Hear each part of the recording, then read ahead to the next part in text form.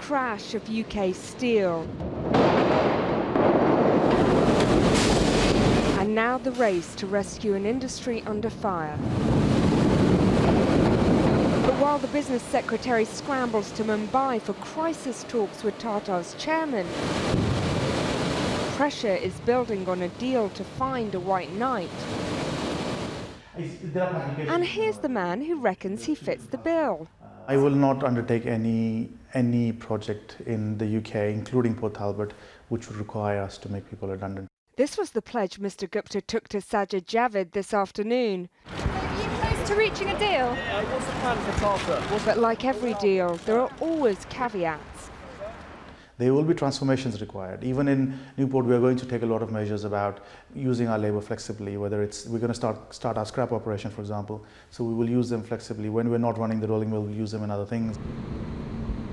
The bid to own Port Talbot would add to Mr. Gupta's growing UK empire. Newport in Wales is just one example of a rescue deal prized from an industry in freefall. Newport is one of the success stories of British steel. Over the last 3 decades, it's been owned by Greeks, Iranians, Russians, and now an Indian family. While the workforce has dwindled from 600 down to just 150, the River Usk still brings boats here, each one carrying 20,000 tonnes of steel. The British industry might be struggling, but it's not dead yet.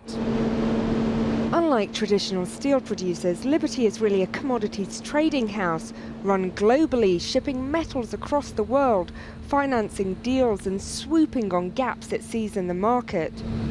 I saw an opportunity in UK Steel.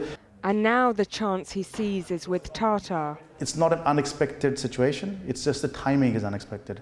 The writing was on the wall and this was headed towards this direction. I've been waiting so that we can play a role in transforming this. Our initial analysis, and it is only an initial analysis, is that the workforce which we're down to now is an efficient and sustainable workforce. It will need retraining because if you're going to transition from blast furnaces to arc furnaces, there are different processes, it requires different skills. So there will be need for retraining and there will be need for operating everything on a slightly more flexible basis than it's currently done. But that's what we do, that's who we are. We are a flexible operator because we come from that DNA. We don't come from the DNA of a large integrated steel producer, we come from the DNA of international trading, of mini mills. We have mini mills all over Africa, in India, and now in the UK. So we will be able to apply that mindset to this business as well. What Mr. Gupta is talking about is a major shift from blast furnaces, which are labour-intensive and gobble up energy, to arc furnaces. In Port Talbot, this would mean an expensive transformation. The question is, who would pay? Mr. Gupta would like Tata to hand over a multi-million-pound dowry, a subject sure to be on the agenda in tomorrow's Mumbai talks with the business secretary. But that's not the only obstacle. The potential £2 billion pension liability is where most buyers lose enthusiasm. Today, the regulator was cagey about how far it would go in a compromise arrangement and whether the taxpayer would be on the hook even if the business didn't go into administration. The government cannot click their fingers and give you a solution. There has to be somebody willing to provide a solution which is viable.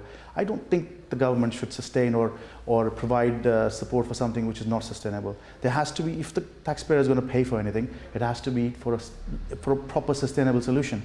Ultimately, we will invest in this if we can do this. And if we can't, we won't. By the end of this week, the first marketing documents on a potential deal will be rolled out. Tata's 15,000 jobs hinge on the level of support demanded by buyers and whether that's a price the government and Tata are willing to pay.